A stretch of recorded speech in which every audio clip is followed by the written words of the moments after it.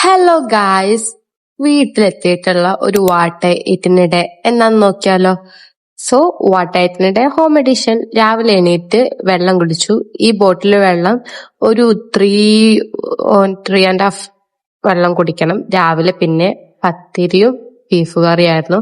എനിക്ക് ഈ പത്തിരി ഭയങ്കര ഇഷ്ടമാണ്. നൈസ് പത്തിരി ഞാൻ നല്ലോണം കഴിക്കും. വീട്ടിൽ വരുമ്പോഴേ ഇത് കിട്ടത്തുള്ളൂ, PG-യിലാവുമ്പോ ഇത് കിട്ടത്തില്ല.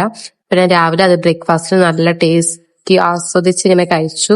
ഉച്ചയ്ക്ക് സാമ്പാറും ചോറും മീൻ വറുത്തതും പിന്നെ അച്ചാറും കഴിച്ചു. ഒരു 12:30 ആയപ്പോ ഞാന് ലഞ്ച് കഴിച്ചിട്ടുണ്ടായിരുന്നു. പപ്പടും സാമ്പാറും കൂട്ടി ആദ്യത്തെ ഒരു ഉരുള കഴിച്ചു.